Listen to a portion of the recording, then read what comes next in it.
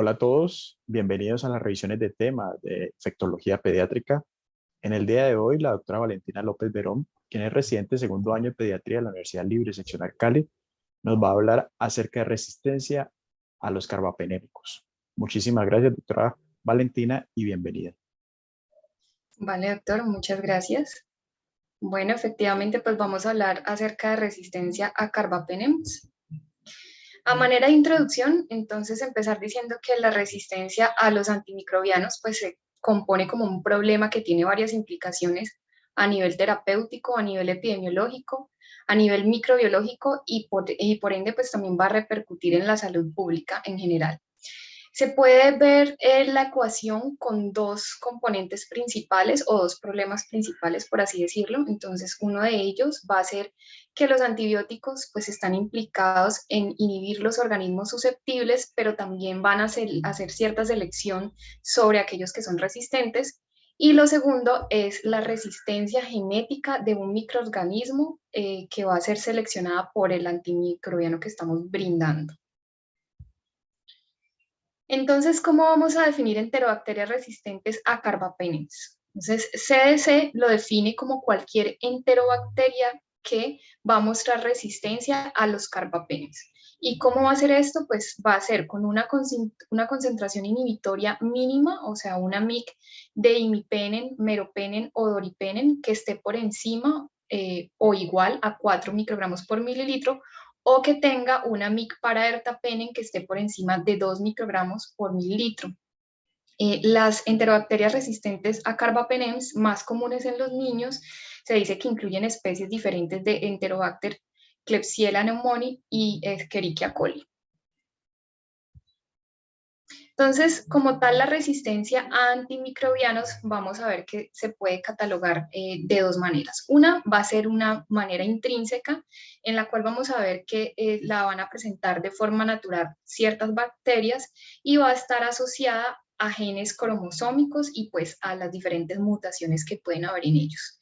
Y va a haber una manera que va a ser adquirida, que tiene que ver con la adquisición de nuevo material genético o nuevo contenido en diferentes plásmidos, transposones o integrones que vamos a ver que involucra mecanismos de difusión horizontal o también puede darse por mutaciones espontáneas cromosómicas en el ADN de las bacterias, cuya manera de transmisión entonces sería tipo vertical. Estos son los diferentes mecanismos que tienen de resistencia las bacterias gram negativas, entonces vamos a hablar como de cada una de ellas de manera rápida. Pues una de estas y la más conocida es la pérdida de porinas, entonces vamos a ver que va a haber una reducción de la permeabilidad de la membrana a los diferentes beta-lactámicos, que bien sabemos que son sustancias que son lipofílicas, y van a necesitar de estas porinas para poder entrar al espacio periplásmico de la bacteria y así poderse unir a la diana. Pero entonces uno de estos mecanismos pues va a ser la pérdida de las porinas. Lo otro que vamos a encontrar es la reducción de la permeabilidad de la membrana, que eso tiene que ver pues también con la pérdida de las porinas. Lo otro que vamos a encontrar también va a ser la disminución de la cantidad de beta-lactamasas que se van a acumular en el espacio periplásmico, y eso también tiene que ver con lo que se conoce como bombas de flujo, que es un mecanismo también muy frecuente de encontrar en las bacterias que son productoras de carbapenemasas. Otro mecanismo importante es este que mostramos aquí, que tiene que ver pues con los plásmidos, que vamos a ver que son como mecanismos por los cuales las bacterias como que se pasan información de una a otra, estas se van a encontrar pues como en biofilms, por así decirlo, y de esta manera se van a pasar los mecanismos de resistencia de manera horizontal. Bueno, este ya lo habíamos hablado, es el mecanismo de sobreexpresión de las bombas de flujo. También encontramos a los antibióticos modificadores de enzimas. Para estos mecanismos, sobre todo, vamos a encontrar resistencia a aminoglicósidos y también a ciprofloxacina. Vamos a encontrar también resistencia a quinolonas, que tiene que ver con alteraciones directamente a nivel de la ADN girasa y de la topoisomerasa, que vamos a ver que hidrolizan o inactivan pues, los diferentes antibióticos. También vamos a encontrar a la modificación o mutación de los ribosomas, y esto pues tiene que ver más que todo con los mecanismos que interfieren o alteran y causan pues resistencia a tetraciclinas o a los diferentes aminoglicósidos. Bueno, entonces nosotros vamos a hablar en esta charla acerca de la resistencia propiamente dicha hacia los carbapenémicos. Entonces vamos a ver qué se puede dar por la producción de una carbapemenasa, es decir, pues van a ser enterobacterias resistentes a carbapenémicos que van a producir carbapemenasas como tal, pero la otra opción es que también se produzca mediante enterobacterias resistentes a carbapemenasas que no producen carbapemenasas. Y es aquí donde vamos a encontrar diferentes mecanismos diferentes, como la producción de enzimas de beta-lactamasa de espectro extendido. Vamos a encontrar también a beta-lactamasas AMC que pueden combinarse o asociarse a la alteración de la permeabilidad de la membrana, dado pues por la pérdida de porinas o mutación en las porinas, y también por la sobreexpresión de las diferentes bombas de flujo. Esta es la clasificación de Ambler para las carbapeminasas. Pues realmente vamos a ver que es una clasificación que se dio ya desde 1980 y divide a las diferentes beta-lactamasas en 4 clases, de la A a la D.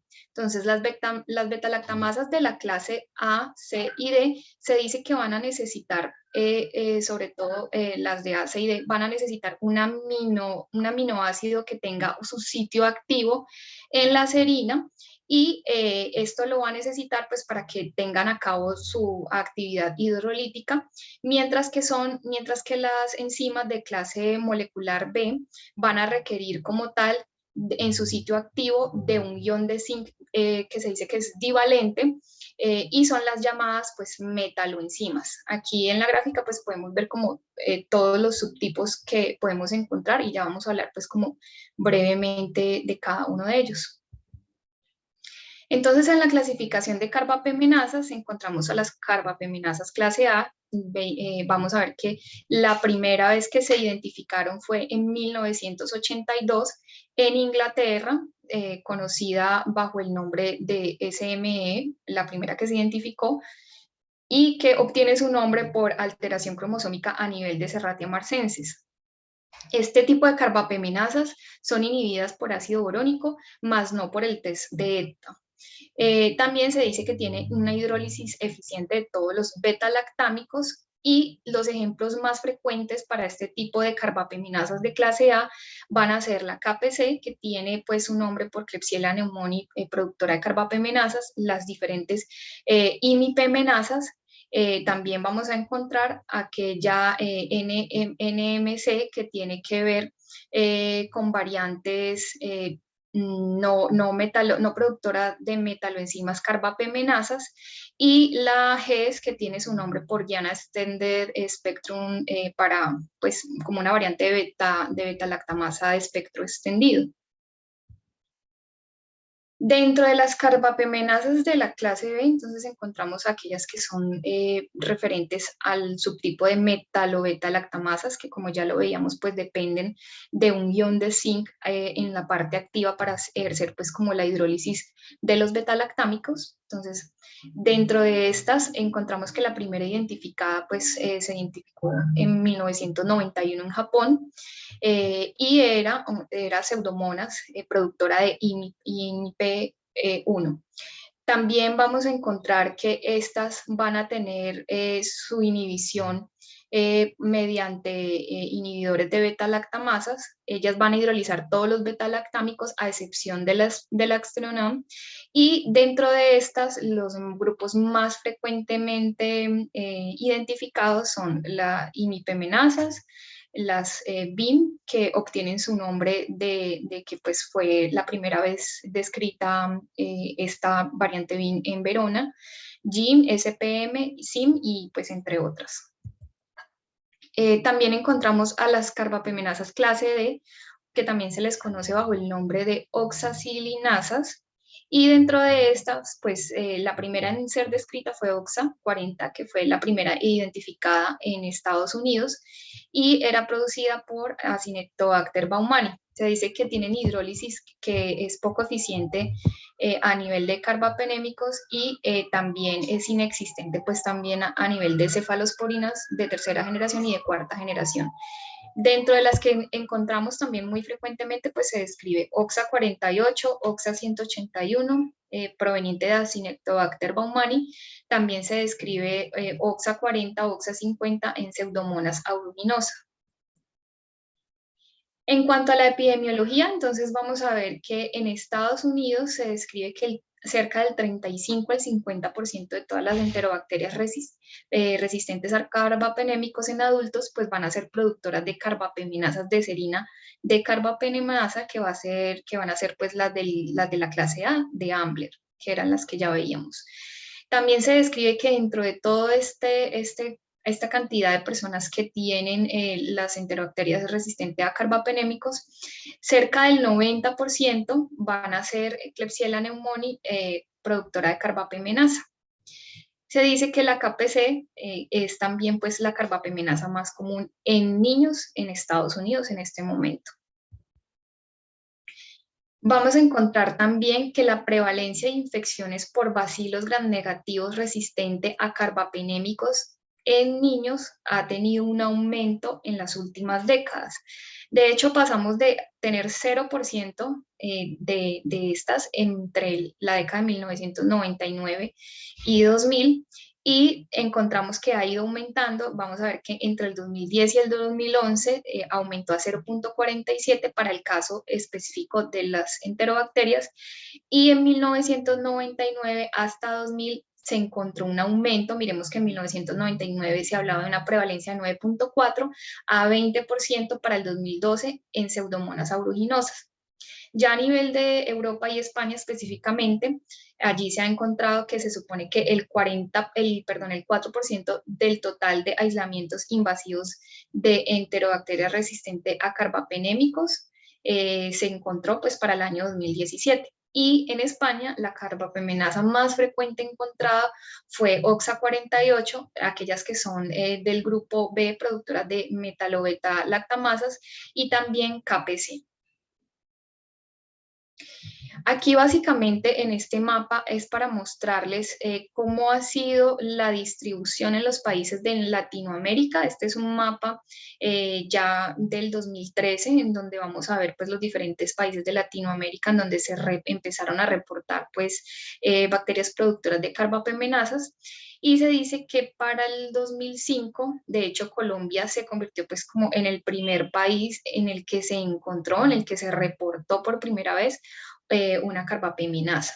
Se dice pues también que si logramos pues ver allí las convenciones, en Colombia vamos a tener para este entonces una prevalencia aumentada para lo que es carbapeminasas BIM, también carbapeminasas KPC, también la variante NMC, NDM, que viene pues de New Delhi, y también aquellas OXA. En cambio, miremos que en otros países, como lo son, por ejemplo, Brasil, van a tener mayor prevalencia de KPC, de GES, que no la veíamos aquí en Colombia, y también se van a reportar BIM, y a diferencia de Colombia, por ejemplo, ellos presentan SPM y también productoras de imipemenasas.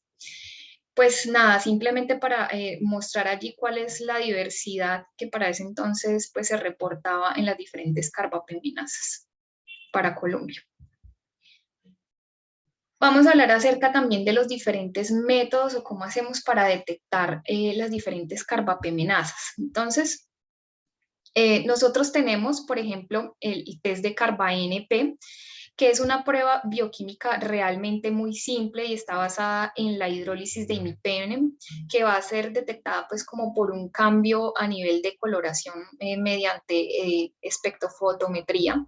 Entonces vamos a ver que este va a cambiar según la disminución del pH, como lo podemos ver en la imagen. Entonces es algo muy sencillo. En el tubo B vamos a ver que fue positivo para CARBA-NP y en el tubo A pues fue un control negativo. También contamos con diferentes pruebas de detección de carbapeminasas. Entonces, uno de los tests más difundidos es el test modificado de Hodge. Encontramos que esta se realiza mediante una técnica fenotípica que va a detectar la presencia de carbapeminasas adquiridas, aunque se dice que no logra discriminar las diferentes clases, si es A, B o D. Entonces, lo que se hace es que se basa pues como en la sensibilidad de imipenem que muestran diferentes cepas de Escherichia coli y se dice que se va a sembrar estas muestras como en una placa con un medio especial que se conoce como medio o placa de Müller y lo que nosotros vamos a ver es el halo de inhibición que va a darse alrededor del disco y se va a ver disminuido en presencia de bacterias productoras de carbapeminasas. Pero también encontramos el test ETA. ETA, pues que viene de la palabra etilendiaminotetracético. Entonces, lo que vamos a ver es que la idea es que van a inhibir como tal este compuesto las carbapeminasas y sobre todo aquellas que son de clase B. También se puede utilizar mediante ácido borónico, que también se dice pues que a diferencia del otro compuesto lo que va a hacer es inhibir las carbapeminasas que son de clase A y de hecho a veces lo utilizan pues con agregación de cloxacilina y esta pues la idea es que va a inhibir como tal a las beta-lactamasas que expresan AMC. ¿Cuál es cuál es la desventaja, perdón, del test de ETA? Pues la desventaja es que tiene una incubación, un periodo de incubación muy largo, se dice que va a ser alrededor de 18 horas para poder nosotros empezar a ver los resultados y esa sería pues como una desventaja bastante importante como para tener en cuenta en el caso de que yo quiera iniciar una terapia antimicrobiana pues o tomar una decisión pues rápida.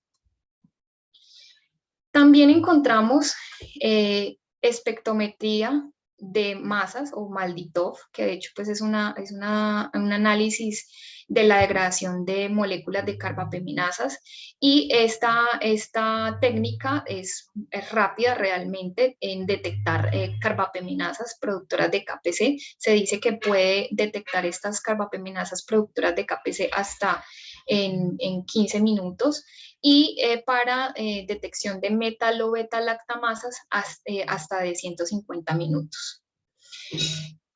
También contamos con PCR simples o múltiples, que son pruebas en tiempo real, se consideran pruebas pues, de hibridación, son pruebas moleculares que lo que hacen es como identificar diferentes genes de carbapeminasas. La ventaja de este es que pues, va a mejorar significativamente la detección de genes que tienen que ver con la producción de carbapeminasas, evitando pues, problemas de sensibilidad y especificidad fenotípicas que pues, brindan otros métodos. Pero la desventaja es que solamente va a detectar ciertos tipos de genes específicos contra carbapeminasas, con lo cual si, por ejemplo, mi reporte de PCR simple o múltiple sale negativo, puede ser que sí me esté enfrentando ante un agente etiológico que sí sea productor de carbapeminasas, pero pues yo no tenga allí el gen implicado. Entonces, aquí básicamente para mostrar cómo veríamos este test. Entonces, aquí vamos a ver un paciente que tiene una infección, se le detecta Acinetobacter baumannii, ¿sí? Con 10 a la 6 copias. Entonces, miremos qué genes nos detecta. Entonces, nos dice, tiene producción de IMP, ¿listo? Tiene producción de NDM, que es New Delhi, y tiene producción de BIM. Entonces, aquí estaríamos ante la producción de carbapemenasas del tipo beta-lactamasas. Entonces, ¿qué podemos decir de esto? Pues va a detectar genes de producción de carbapemenasas que son específicos. Bueno, entonces muy bien, ya vamos a hablar como tal acerca de lo que son los carbapenémicos. Decimos que estos se obtienen pues de la tienamicina, que es un compuesto que se obtiene a través de Streptomyces cattleya, se obtiene de allí. Y si lo podemos ver, pues contiene un anillo beta-lactámico que se va a fusionar a un anillo instaurado de 5 átomos. Deben atravesar, para la acción de los mismos, se dice que deben atravesar la pared celular para así acceder a las proteínas de unión de la pared celular mediante las diferentes porinas de la membrana externa. Tienen realmente los carbapenémicos un espectro de actividad que se considera muy amplio y va a estar determinados por esta misma capacidad de atravesar la pared de los gram negativos, y tienen también una alta afinidad pues, por las diferentes PBP. Dentro de los principales carbapenémicos que podemos encontrar, pues vamos a hablar de imipenem, de meropenem, de ertapenem y doripenem.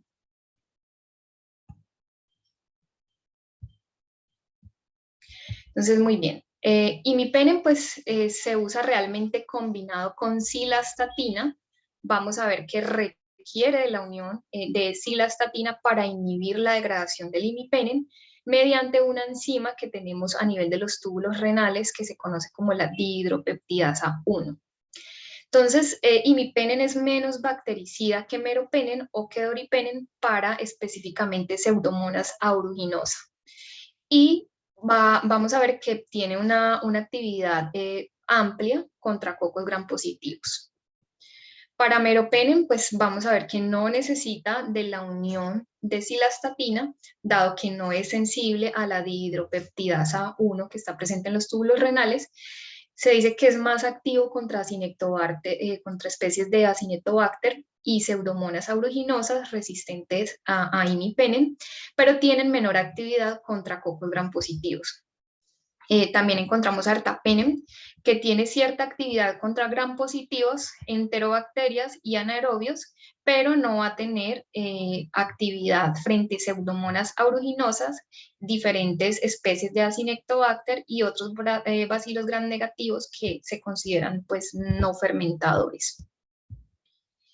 Y también vemos a doripenem, que tiene un espectro un poco superior a meropenem en cuanto al cubrimiento con gram negativos, tiene un espectro equivalente a imipenem para el cubrimiento contra gram positivos, y va a ser de un cubrimiento superior al resto de los carbapenémicos que hemos nombrado con respecto a Clostridium, a diferentes especies de Clostridium.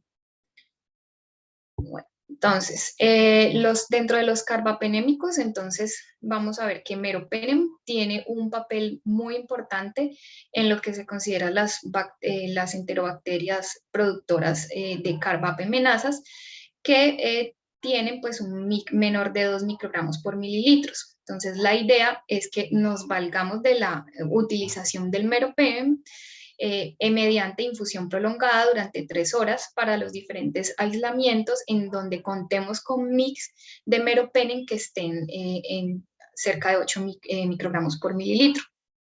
El sustento o la fundamentación del uso de meropenem como tal cuando tenemos estos mix se basa en que la eliminación pues, de las bacterias va a depender del tiempo en que el fármaco pues, se encuentre por encima de estas mix. Se dice que va a tener una efectividad cuando va a tener un tiempo por encima de la MIC que sea mayor del 40%. Existen nuevos agentes betalactámicos que también podemos usar como arsenal de tratamiento para las infecciones dadas por estas enterobacterias resistentes a carbapenémicos. dentro de los cuales se ha descrito entonces ceftazidime-avibactam, que se considera pues una combinación de beta-lactamasa e inhibidor de beta-lactamasa, fue aprobada por la FDA para el 2019, para marzo del 2019, en niños mayores o iguales a 3 meses. El avibactam pues es un inhibidor de beta-lactamasa que se va a unir de manera reversible a las serinas beta-lactamasas y va a ser activo contra carbapemenasas KPC y OXA4, pero vamos a ver que va a ser inactivo contra productores de metalobeta-lactamasas. Entonces, lo que se hace o lo que se ha estudiado también es las diferentes combinaciones que se pueden dar, que podemos dar con ceftazidime-avibactam más Aztreonam como terapia de rescate en estos pacientes que tienen enterobacterias resistentes a carbapemenasas, sobre todo aquellas que son productoras de metalobeta-lactamasas. Otros medicamentos que se han descrito nuevos son memeropenem barbobactam, que es un medicamento que se aprobó por la FDA en el 2017. El barbobactam pues, es un inhibidor de la beta-lactamasa e inhibe la serina de carbapemenasas, KPC, pero no las metalobeta-lactamasas ni tampoco las que son tipo OXA. Entonces, lo que se encontró en un estudio que incluyó cerca de 991 aislamientos de bacterias productoras de KPC es que el 99% iban a ser susceptibles utilizando un punto de corte de menos de 4 a 8 microgramos por mililitro para hablar pues como de una eficacia de este medicamento. Y entre los que son enterobacterias resistentes a carbapeménicos que no producen carbapemenasas, se dice que la adición de barbobactam resultó en una disminución de 4 veces en las mix para meropenem.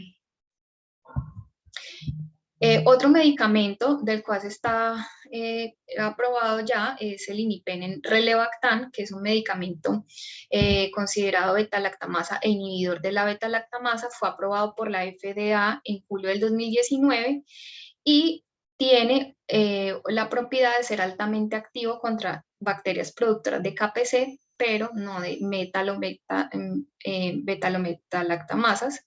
Se dice que necesitan más datos para los aislamientos de otros gérmenes productores de OXA48 y también pues se necesitan más estudios que aprueben su uso en pediatría. Entonces, ¿qué se sugiere? Se sugiere que se utilice para estas enterobacterias productoras de carbapemenasas meropenem en infusión prolongada, ¿listo? Para aquellas infecciones que no son graves causadas por estas mismas y que tengan una MIC menor o igual a 2 microgramos por mililitro, y para infecciones que son invasivas o graves, como un paciente séptico que tiene una disminución de la penetrancia del antibiótico a los tejidos, se puede usar la infusión con meropenem, pero siempre y cuando tenga una MIC menor o igual a 1 microgramo por mililitro. Se dice que para MIC de meropenem, que cuando se encuentra pues que está por encima o igual a 4 microgramos por mililitro en aquellas enterobacterias resistentes que son productores de carbapemenasas o también en aislados que producen KPC, en pruebas moleculares también se puede usar. Y de todas maneras, lo que sí se ha encontrado en los diversos estudios es que ha habido una mejoría en los resultados de estos pacientes que son tratados con nuevos agentes beta-lactamasa e inhibidor de beta-lactamasas aprobados pues después del 2014, por lo cual se consideran pues que en este momento y hoy en día son la primera línea de tratamiento con la que contamos para este tipo de pacientes que presentan estos aislamientos. Se dice que también podemos pues valernos de una terapia combinada. Entonces, debido a que pues históricamente no ha habido una buena actividad in vitro para las enterobacterias resistentes de productores de carbapemenasas, sobre todo para aquellas que son tipo KPC. Entonces, lo que se está manejando ahora es el beneficio que pueden conferir la combinación de 2 o más agentes, que a veces pues se ha encontrado que tienen una actividad in vitro limitada. Entonces, vamos a ver que las combinaciones siempre van a contener carbapenem y sobre todo para aquellos pacientes que presentan aislamientos con una MIC para carbapenémicos por debajo o igual a 8 microgramos por mililitro. ¿Cuál es el beneficio que se ha encontrado, sobre todo en estos pacientes que presentan shock séptico, bacteriemia de fuentes que no sean urinarias o no biliares? Lo que se hace entonces es agregar un segundo agente, debido pues a que el betalactámico que se receta pues va a tener una MIC en el punto de corte, y lo que se prefiere en adición es un aminoglicósido. Entonces, otra opción que se tiene para aquellos pacientes que tienen enterobacterias resistentes a carbapenémicos productores de metalo-betalactamasas es combinación de ceftazidimia avibactam más aztreonam. Dentro de la terapia combinada también se habla de combinar carbapenémicos con colistina. Entonces, lo que hace la colistina es que destruye, es un bactericida, se va a unir como tal al fosfato con carga negativa en la capa pues, de los lipolisacáridos de membrana de las diferentes bacterias y provoca pérdida en la producción intracelular de la misma. Se dice que tiene una resistencia del 27% en estos pacientes que tienen enterobacterias resistentes a carbapenémicos, con una tasa de éxito clínico por encima del 70%. Sí se habla de los efectos obviamente colaterales o secundarios, que son la nefrotoxicidad, que se ha reportado en 20%, menos del 20% de los pacientes, de los niños que se han sido tratados con esta combinación.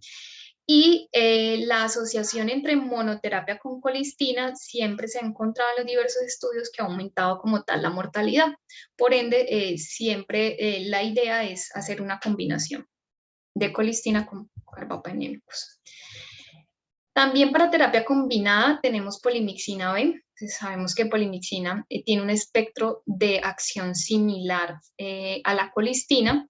Se va a administrar en su forma activa, a diferencia de la colistina, y no depende de excreción renal. Entonces va a tener utilidad en las bacterias productoras de betalactamasas y o en aquellas pues, situaciones en las que no se puedan dar los nuevos agentes betalactámicos de los que estábamos hablando.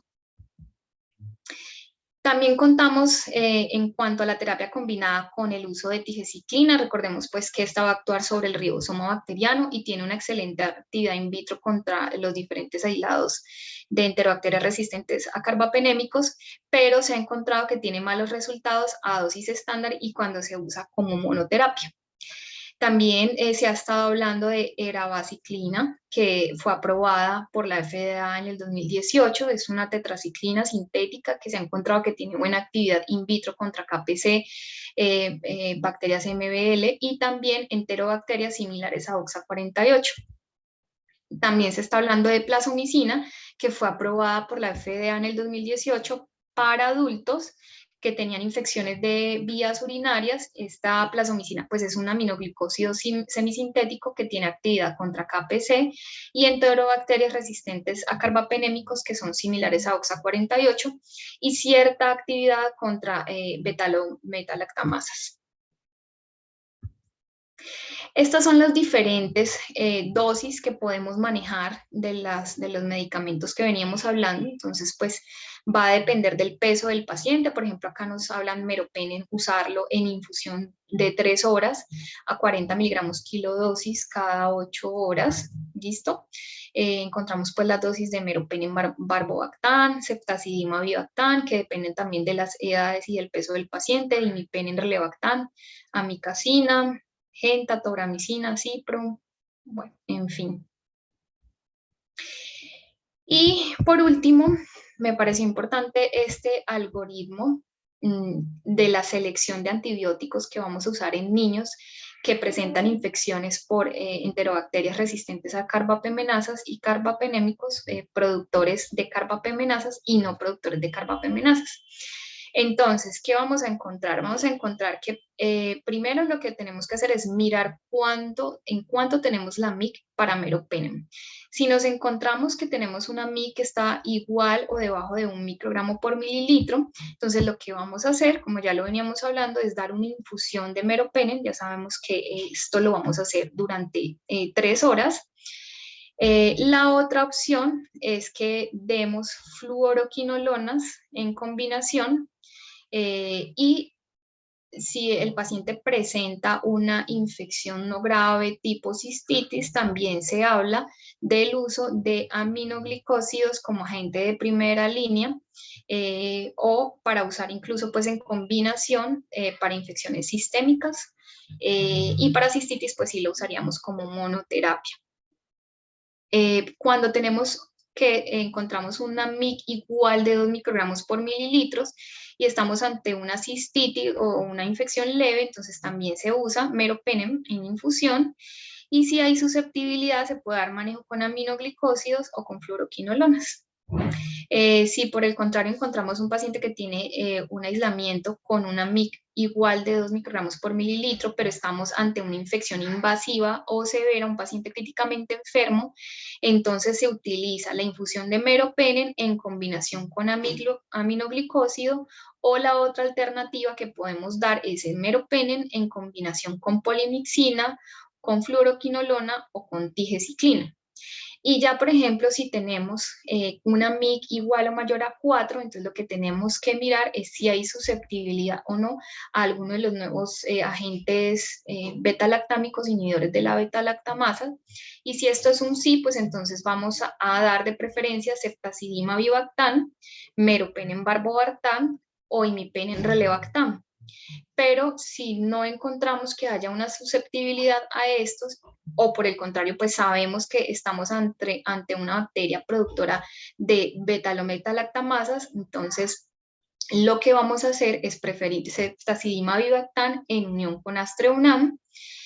Y por el contrario, si no conocemos que el paciente pues tenga esta producción de MBL, entonces lo que vamos a mirar es si tiene una MIC por debajo de entre 4 y 8, entonces vamos a hacer infusión de meropenem en unión con aminoglicósido, o por el contrario, dar meropenem en unión con polimixina, con fluoroquinolona o tigecyclina. También otras opciones que tenemos para este subgrupo de pacientes es considerar ceftazidime avibactam con astreonam si se sospecha de producción de MBL. Y si estamos ante una cistitis, pues se puede dar aminoglicósidos en combinación o fluoroquinolonas. Pero si tenemos encontramos un aislamiento con MIC por encima de 8 para meropenem, entonces podemos usar 2 a 3 agentes que se haya demostrado que tengan una actividad in vitro alta y se considera entonces ceftazidima avibactam en unión con astreonam, y nuevamente si no se trata de algo grave se puede considerar regímenes combinados con aminoglicósidos o con fluoroquinolonas. ¿Cuáles son las conclusiones entonces? El tratamiento de las infecciones que son ocasionadas por enterobacterias resistentes a carbapenémicos en niños, pues vimos que es complejo. Entonces, siempre que se tomen decisiones con respecto del tratamiento antimicrobiano para estos pacientes, deben ser decisiones terapéuticas que sean guiadas por expertos infectólogos en el tratamiento de estos pacientes, y siempre se debe dar un enfoque que sea individualizado. También, como conclusión, la MIC de meropenem de la bacteria que se aísle, el tipo de carbapenemasa producida, la gravedad de la enfermedad del paciente y la fuente de infección son factores que siempre se deben tener en cuenta previamente a seleccionar la terapia con los diferentes antimicrobianos.